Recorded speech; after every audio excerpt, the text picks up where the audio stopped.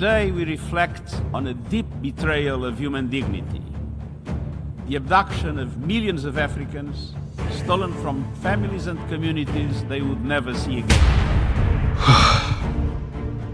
So last week, something happened at the United Nations that most people of the world either ignored or misunderstood. 178 countries voted on a question that has been waiting for an answer for over 500 years. The question was simple, the answer was not. Between 1500 and 1800, 12 to 15 million people captured in Africa, taken to the Americas, forced to work as slaves. Over 2 million died on the journey. 2 million people. You can imagine that. This is not ancient history. The grandchildren of enslaved people are alive today. The wealth built on their ancestors' labor still exists today. And the countries that ran this slave trade, many of them are still in the room. It was Ghana that brought this to the floor. President John Mahama, who came back to power in January 2025, made this one of Ghana's most visible diplomatic missions. There's no such thing as a slave. There were human beings who were trafficked and then enslaved by people who believed they could own those human beings as chattels, as their personal property. The entire transatlantic slave trade was designed to deny African people their humanity. And that denial was premised on a racial hierarchy with no basis in fact or science, a racial hierarchy that deemed whiteness superior and blackness inferior. His argument was direct. The transatlantic slave trade was not just a tragedy. It was a crime, and it should be recognized as the gravest crime against humanity in the history of the world. Ghana's proposal has 3 parts. First, the United Nations should formally designate the transatlantic slave trade as the gravest crime against humanity.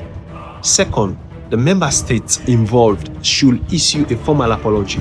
Third, those same states should contribute to a reparation fund for the descendants of enslaved people and the nations most affected. On Wednesday, that proposal went to a vote. 178 countries voted. Here is what happened. 123 voted yes. Every Caribbean nation, every African nation, including Sierra Leone, voted yes, that slave trade is the gravest crime in the human history. 52 abstained. The United Kingdom, all European Union member states, and abstention in this context is not neutral. 3 voted no. The United States, Israel, and Argentina voted no. Remember, there was a time Israel wanted to be part of the African Union. Let us be clear about what these numbers mean. The countries that ran the transatlantic slave trade, Britain, France, Portugal, Spain, the Netherlands, did not vote yes. Some of them abstained. The country that built much of its early economic power on enslaved African labor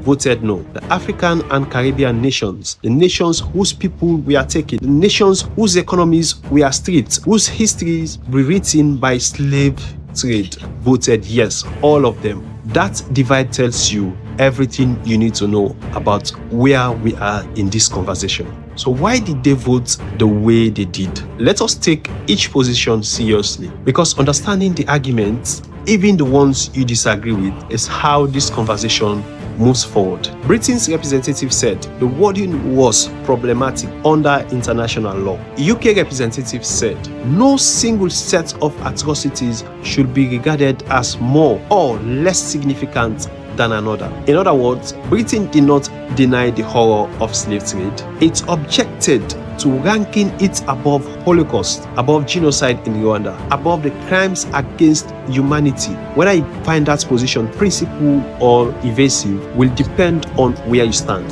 The United States voted no, and its representative made an argument that will be familiar to anyone who has followed the reparation debate in America for the past 30 years. The US ambassador said the United States does not recognize a legal right to reparations for historical wrongs that were not illegal under law at the time they occurred. And the second American representative, Dan Nigra, US representative to the United Nations Economic and Social Council, went further and said the United States objects to cynical usage of historical wrongs as a leverage point to reallocate modern resources to people and nations who are distantly related to the historical victims. Distantly related is what he said. That perhaps will have landed differently depending on who had it. For many descendants of enslaved people, the distance between their lives today and the consequences of slavery does not feel distant at all. But the objections did not end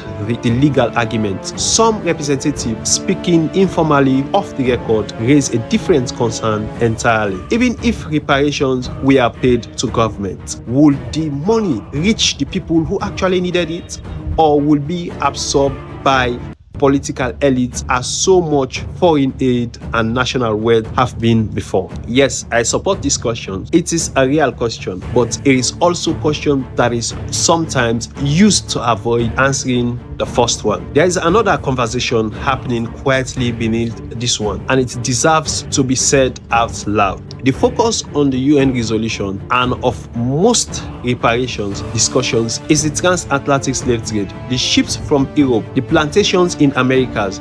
That is the version of slavery that is most documented, most studied, and most present in the Western political imagination. But it was not the only one. Of course, the transatlantic slave trade enslaved Africans taken across the Sahara to North Africa and the Mediterranean over 1,000 years. The Indian Ocean slave trade, the East Africans taken to Arabia, Persia, India, and Southeast Asia. It is also another dimension of slave trade. The Red Sea slave trade, enslaved Africans move through East African ports into the Middle East, is also another form of slave trade. Millions of Africans were taken through these systems too, but none of these trade networks have a reparation resolution before United Nations. None of them have a Ghana pushing for accountability on their behalf. Some people raise this point, deflect from the transatlantic discussion, as if saying there were other slave trades means we should talk about none of them. That is not the argument here. The argument is, if we are going to have this conversation properly, we need to have all of it, not just the parts that are politically convinced or that are politically convenient for one side or the other.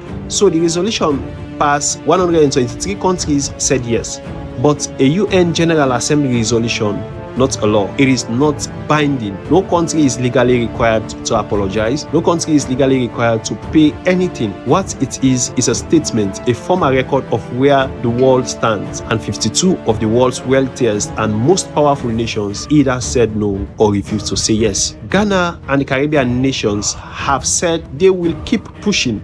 The CARICOM reparation movement, the Caribbean community's formal campaign for slavery reparations from former colonial powers, has been building for over a decade. This UN vote gives them a new platform and new number. 123 countries agrees with them. The harder question is, what comes next? Apologies have been issued before by some churches, by some local government, by some universities that were built on slave wealth, but a formal binding government to government reparations framework has never existed. And after this week's vote, here is what we know. Between 1500 and 1800, over 12 million people were taken from their homes and their families and their languages and their names put on ships and sold. Over 2 million of them died before they arrived. The ones who survived built the economies of the Americas, the Caribbean, and the colonial powers of Europe. They built it with their bodies, under compulsion, without pay, without choice, without end. They keep on working. The countries that benefited from all of that, most of them voted last Wednesday or said nothing. The countries whose people were taken, all of them voted yes. Whether that gap can ever be closed, whether apologies are possible, whether reparations are just, whether the question of who owes what to whom across 5 centuries of history can ever have a clean answer, those questions did not get answered at the United Nations this week. They just got louder. 123 countries said this was a crime. 52 countries said nothing. 3 countries said we owe nothing. The conversation is not over. It is just beginning.